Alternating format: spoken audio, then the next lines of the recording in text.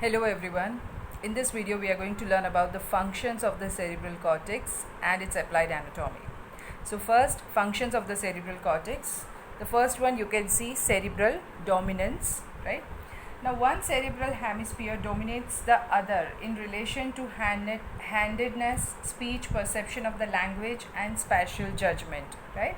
You must have heard this, that one of the hemisphere, right or left, is dominating the other, right? So this is the first function, that in relation to the handedness, in relation to speech, perception of the language and the spatial judgment, any one will be dominating. In 80 to 95% of the subjects, the left hemisphere dominates the right one. The dominant lobe contains the Broca's motor speech area, right? This has to be remembered. The dominant lobe will contain the Broca's motor speech area. Since left hemisphere controls the right half of the body, all these subjects are right-handed, right? So if you are right-handed, your left hemisphere is dominant, right? Because here the function is contralateral. The left hemisphere is verbal, mathematical, analytical, and it has direct link to consciousness. Okay. The right hemisphere is active in understanding the geometrical figures and important for the temporal synthesis and spatial comprehension, right? Now see, both the right and the left hemispheres, they have different functions, right? As we have seen, the left, it is more with the verbal, that is the language, mathematical, analytical and consciousness. Similarly, right is active in understanding the geometrical figures, important for the temporal synthesis and spatial comprehension. It helps in recognition of the faces, figures and appreciating the music. Localization of the speech on left side in 70% of left-handed and 98% of the right-handed is well known. Okay, so again this is about the speech. Then association of the negative emotions with the right prefrontal activity, we'll see.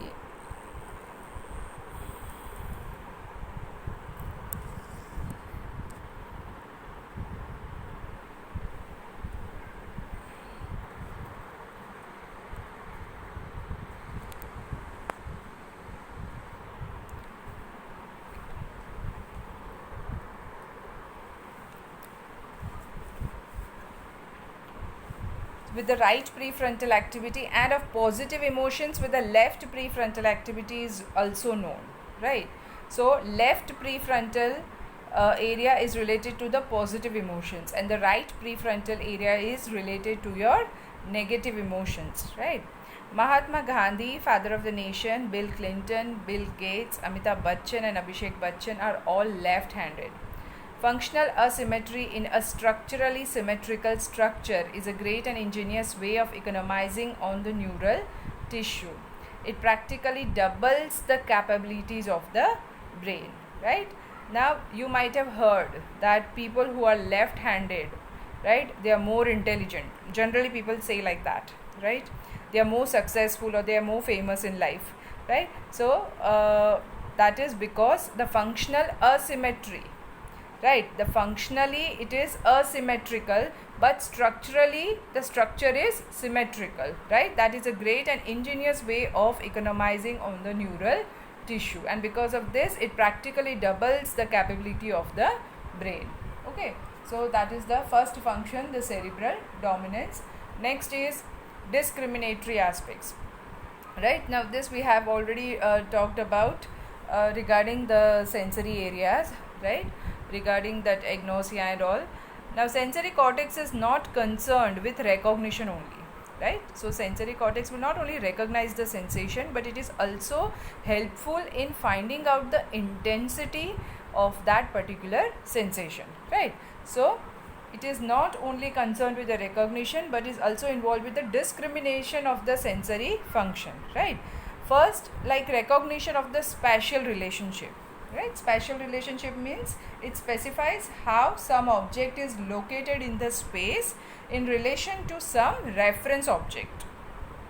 Okay, so that is the recognition of the spatial relationship, right, in relation to two objects, right? Second, graded response to the stimuli of the different intensity, right?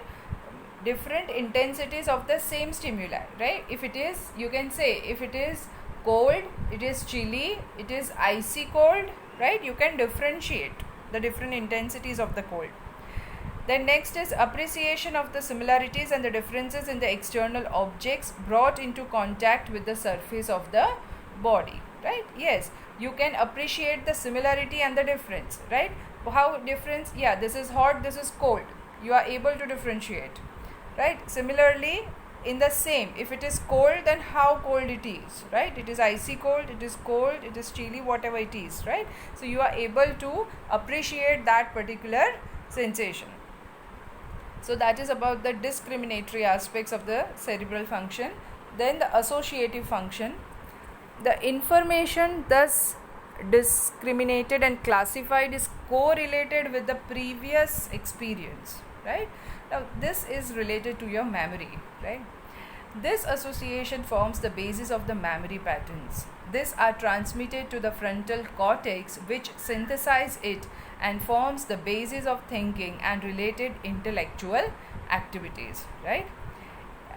Anything that you feel, right, you definitely correlate, you or your mind, it will correlate with the previous experience or the past experience, right?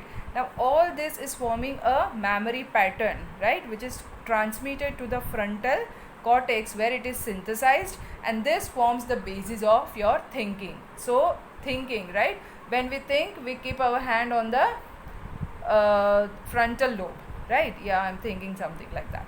So that is the function, the thinking is function of the frontal lobe and the related intellectual activities. Last is the motor area of the one cerebral hemisphere controls the voluntary movements of opposite side of the body, right? This you already know, right? The contralateral function, right, in the voluntary movements, right? But the motor area of one cerebral hemisphere controls the voluntary movements of the opposite side of the body, right? This we already discussed with the motor and the sensory areas. Now one more diagram I'm going to show you that will help you to understand the functions of the brain actually.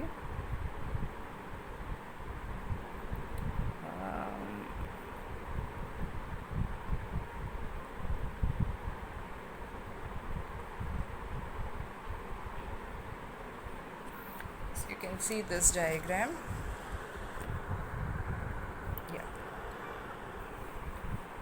Here you can see this is the frontal lobe that is related to thinking, speaking, memory and movement. Okay. This is the temporal lobe that is related to hearing, learning and feelings. Parietal lobe related to the language and touch. Occipital lobe is related to the vision, right? We have seen the visual areas in this area. Vision and color perception. Then cerebellum we have seen for the balance and coordination. And the brain stem, that is for breathing, heart rate and temperature.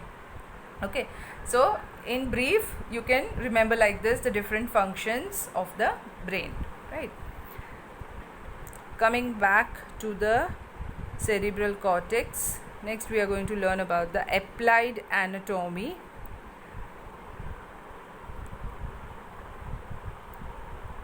Now applied anatomy, the first point is aging, right? Generally as we age, right, we say that there is a disturbance of memory or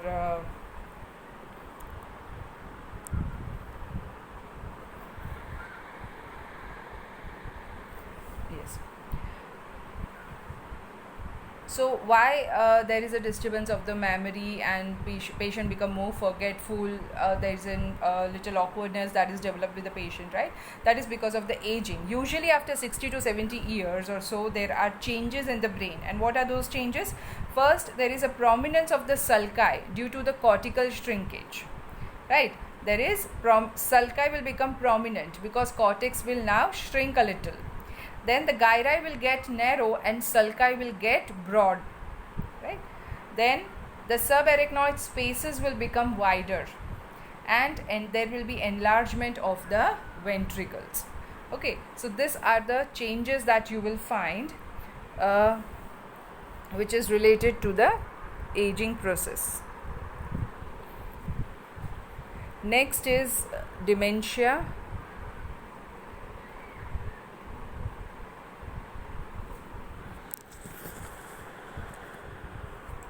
In this condition, there is slow and progressive loss of memory, intellect, and personality.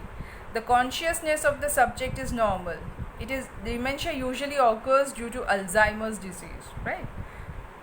Dementia means there is, as the age advances, see, there is a loss of the memory, right? Intellectual level decreases, the personality, your original personality as you compare with the young age, right? Now that is not there, right? This all things together are called as the dementia, right? And the commonest cause for the dementia is the Alzheimer's disease, right?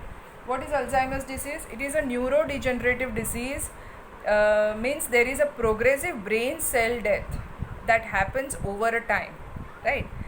Here the next is Alzheimer's only. Alzheimer's, you can see the changes of the normal aging are more pronounced, right? It's a neurodegenerative disease in which there is a damage to the brain cells. And which cells are damaged more? Those in the parietal lobe, temporal lobe, and hippocampus, right? Now here you can correlate. Temporal lobe and hippocampus is given, so the function here is memory, right? Hippocampus is related to, and temporal lobe, right? They are related to, we have just seen, right? So they are related to your memory. So because of this, there will be a loss of memory, right? Temporal lobe also has an auditory function. It also has this vernix area, right? So all these are affected, and because of this there will be a dementia. Okay, dementia is the one of the prominent feature that you will find in the Alzheimer's disease. Okay, so that is all about the applied anatomy of the cerebral cortex. Bye. Next time we are going to learn about the diencephalon. Bye for now.